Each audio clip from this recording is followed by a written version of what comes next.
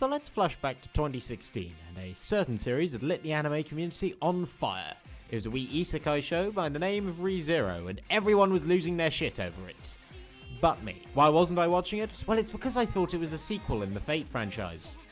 I was genuinely confused between ReZero and Fate Zero. Yes, I'm not proud of it either. However, by the time I'd come to the realization that it was its own series, the infamous REM incident had already happened, and hype was dropping off just as the anti-isekai movement was beginning to gain a foothold. But a few months ago, a friend told me that I should watch it as Season 2 was really good, and it was also supposed to be one of the most messed up anime ever. So I watched, and while they are wrong about the latter comment, you really shouldn't trust that kind of statement from anyone who hasn't watched Made in Abyss, he was right in that the second season absolutely slapped. And I'm in the rare position where I'm actively keeping up to date with a popular anime. Although this has meant that writing a characters in a nutshell video is a bit harder. Can I just laugh at something? Okay. Why is Garfield a big orange cat? What's up with that? Oh, can't use that one anymore. Well, it should be fine. I can't get over how that's just called Echidna. Like, I thought people were She joking. has 4 penis heads. Yeah, she has 4 penis heads. Oh, for fuck's sake.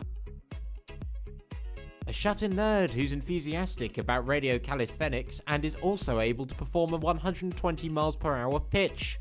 Something seems off. It's a shame that despite all that Rem has done, she got praised instead just because they look somewhat cute when they're smiling. Oh wait, I spelt Ram wrong. Subaru would probably be less enthusiastic about her if he knew that the only thing she calls daddy is the human-cat hybrid putting on an uwu voice. In a Midsummer Night's Dream, the spirit named Puck makes people fall hopelessly in love with the first thing they lay their eyes on. I might explain a few things here. She's currently in a coma, so you could say she's in REM sleep. That was awful, I apologise. Ravioli, ravioli, don't euphanize the library lolly. I want you to listen to this. Subaru-kun. While watching that scene, all I was thinking about was this. Speed wa gone. I don't know why, I probably have some kind of problem. A character who's named after the only thing obscuring their nipples. Learns that a dangerous serial killer is on the loose, and yet his priority is entering a joke candidate into a battle for the throne. It's a shame he didn't get more screen time, because now whenever I say Rom from ReZero, everyone just thinks that it's the secret triplet of Rem and Ram.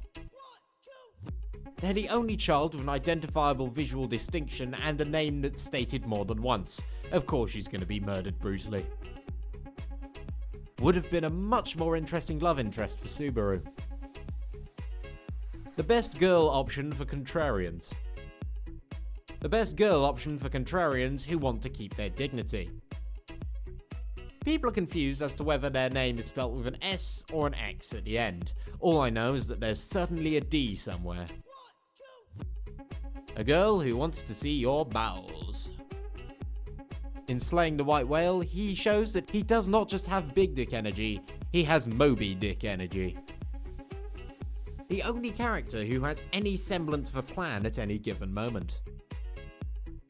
Nervous, yet hard-working and never appreciated by those around him despite him viewing them as their best friends. Clarence, is that you? People call her an arsehole for tricking Subaru into giving out info, but she had to buy everyone in that bar a drink, so I just respect her for being a lad.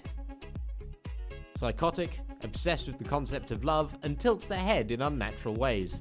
This man is the Monogatari character we never got. They have a beard made of fire, speak only in monologues, and allows the heroes to transform in the middle of a fight. He could not act more like an anime villain if they tried. It's no wonder that Subaru wakes up distressed every day when you find out that his old alarm clock was being chokeslammed.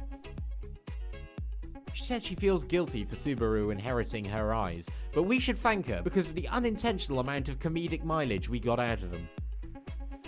Somewhat subtle furry bait. Less subtle furry bait. Very, very unsubtle furry bait. Also, how do I get Ricardo Milos as a furry out of my browser history? She uses crystals to regenerate herself. This is how Goop is still making a profit. The first thing she does after meeting someone is offer them to drink her piss in a teacup. She would go a long way in Passione. She has the power to shatter people into tiny bits, and shares the name of the planet from Titanfall 2 that does just that. The witch who embodies laziness, who ironically had the most effort put into her design. She's meant to be the embodiment of the sin of wrath, except she's a cute anime girl, so we just think she's a really committed tsundere. Despite representing lust, they are the least scantily clad out of all the witches. The witch representing gluttony, who ironically probably has the smallest BMI. Amelia spent her whole life trying to be less like her, and here we are wishing she was more like her. Best girls are a funny thing, ain't they?